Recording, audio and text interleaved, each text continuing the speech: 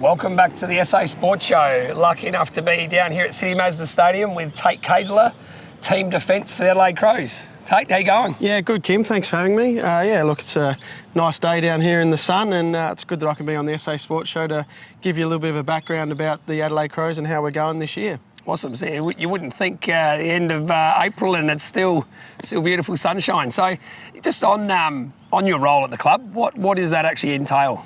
Yeah, so I'm the team defence specialist coach. So obviously you've got your line coaches in terms of your midfield, your defensive and your forwards coach. But I look at defence as a whole, and basically my role is to implement our defensive structures and style and way we want to defend the ground. And also look at opposition and how they're moving the ball so that we can make sure we come up with a good system to defend them no matter who we're playing. Because as you see across the AFL these days, there's lots of different styles. Some teams like to kick the ball through you. Some teams will go long to like a contest, and then some teams try and handball the ball through. So you've got to have a few different principles around the way that you defend, and generally that's my responsibility. So if opposition teams are scoring too many points and too many goals throughout the game, generally I'm the first man that Pikey sort of calls on. Yeah, and so come game day, what does happen? Does he get a little bit intense if that's all happening? And is it all totally your fault, or what's the deal? Yeah, I think it's one of those ones. It's you got to. I think a lot of my stuff's generally done in pre-season of implementing the game style and the way we want to defend, and then from the game you're actually just trying to look at and pick up trends of what's happening in the game and where we might be breaking down and trying to feed that information back to Pikey. So, look, it does get heated at times, but I think the main thing is to, as I said before, make sure you look for trends and not just little incidents, because there will be times where teams are good enough to get through you. Sure. But it's really important that you have a really holistic look at it rather than just pinpointing one actual event that's happened that you think is going to be the breakdown throughout the whole game. Yeah, right. So games change so much over, every year it's changing. It's getting quicker and faster, and people are trying to obviously come up with different ideas. You, in your role, is that up to you to look outside the square and look at other sports and go, okay, they're doing this, and try and implement things? Yeah, definitely. I'm always looking for different opportunities and things that I might see, one in other sports, but also looking across the AFL competition and seeing what other teams are doing in terms of, are they changing the way they defend? Are teams rolling back a bit more to defend their D50, or are teams pressing the game forward to try and lock the ball in their half and turn the ball over as close to goal as possible? And as I said before, a lot of it too is also looking at opposition and how they move the ball, because some teams will, might start the year off as a kicking team, but it might not be working for them. So then they might look to get some more handball receives and stuff. So again, you've got to keep your eye across the whole competition, not just your upcoming opponent, but trying to look 2 or 3 games ahead and what other teams are doing, and also what other teams have done that's worked against the team that you're about to play as well, and what they did to stop the opposition. So yeah, it's one of those games that's always evolving and looking really, it's an exciting game, and it's great that you can sit out and watch so many different games. I think they're trying to get the glare off my head. Do you think sometimes, though, it's gone a little bit too far? Do you think sometimes it's overcomplicated? Do you reckon that's happening or not really? Yeah, I think at times you look at, sometimes you try too many tricks and it doesn't quite work. But I think, the old tradition of the old full forward, I think we're starting to see that come back into play a little bit. Obviously, Richmond have done it with Dusty Martin.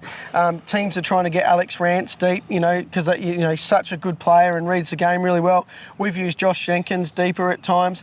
I think there's teams that are starting to, go back to, what it was probably 10 to 15 years ago in keeping a deep forward to try and pull the defensive structure apart from opposition teams as well. So, again, back to your question, there is times I think where teams try and do too much, yep, and you can actually disappear and lose focus on what you're actually trying to achieve. Okay, I've got a favourite player in the AFL, Dusty Martin. Yes. How do you combat a guy like that probably doesn't have the greatest defensive pressure and probably doesn't really give the respect to go, I'm not going to chase, say, a Rory Sloane back and just zone off when his teammates cover for him? How do you combat someone like him? Yeah, it's really hard. I mean, he's so damaging, and even when he plays forward, it's like you say, he does hold a little bit deeper at times. So our defenders have got to play the situation and have a look at how much impact's he having. But also, if we're up the ground again, we're actually defending with 18, and they're really only got 17 players. So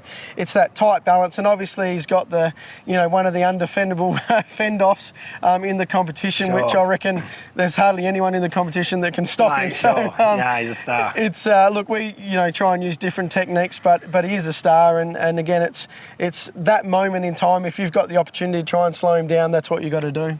Now, the club's sort of travelling okay at the moment, sort of win one, lose one, then win a couple, so sort of going okay.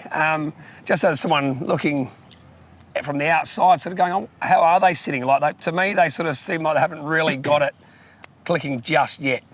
Yeah, I wouldn't say we've played our best football consistently just yet. We've had a couple of really good games, obviously against Richmond and Sydney, where they were outstanding contests, and I'm sure it was a great spectacle for people to watch. But we haven't really hit our straps yet, I don't think, in terms of putting 4 quarters together really consistently over the season. So we'll be looking to do that now through the middle part of the year, and obviously at the back end leading hopefully into finals. So it's about training, the fundamentals and getting them right, and making sure we're really fine-tuning our game style, and obviously the way we want to attack from stoppage and the way we want to defend, and making sure that we're limiting our gaps between our best and worst performances. Sure.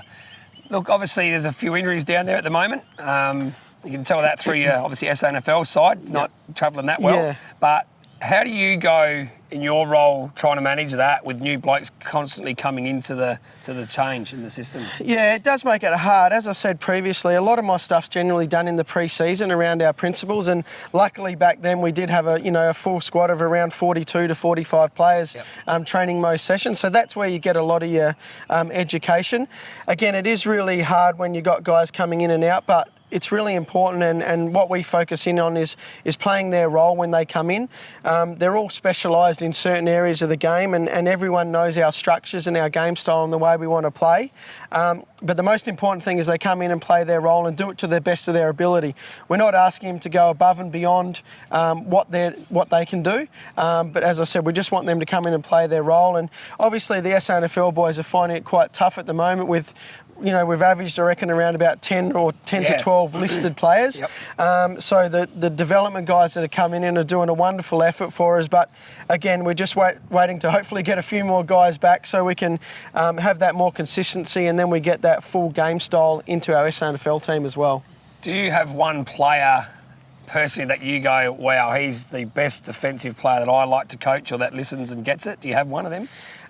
Look, there's a few. I think it's the guys that understand the system really well, and they're also the guys that if they're on their game, they drive a lot of it for the rest of the guys. So when you look at our forwards, when guys like Eddie Betts and that are putting pressure on, and obviously young Jordan Gallucci and Miles Polky that are coming, and Riley Knight, they lift the rest of the guys, and guys can read off them. I think Wayne Miller is a really good player that can read the game really well and presses the game. And obviously off halfback, Tom Duday's shown early this season that he's got a lot to like about him. And obviously Rory Laird's really good at mopping up around halfback. And one that I shouldn't forget is probably Kyle Hartigan. He's the guy that, for me, when he's up and about, his defensive pressure and the way he presses the ground, he's got a real presence about it. And I think the team really lifts and evolves around what he does for us. Well, you're going to miss him maybe for another couple of weeks with a hamstring. So who steps up and takes his role then? Yeah, well, we're lucky enough a couple of weeks ago to have obviously Andy Otten step in for the Sydney game. So he's one that sort of takes that spot. Obviously, Tom Duday's risen to, the challenge of losing Jake Lever last year, and there's been that spot there that he's grabbed with open arms. So we think we've got enough depth there, but obviously we've thrown in some guys like David McKay's played a lot more back there this year, and Wayne Miller, and Jake Kelly's obviously stepped up again as a defender going into 2018. No, look, it sounds like everything's working well down there. We just obviously need to keep getting the wins on the board. And look, once again, thanks very much for your time. I've got to probably go and put some sunscreen on because it's a bit hot out here. So wish you all the very best for the rest of the season. No worries. Thanks, Kim. Thanks, Tate.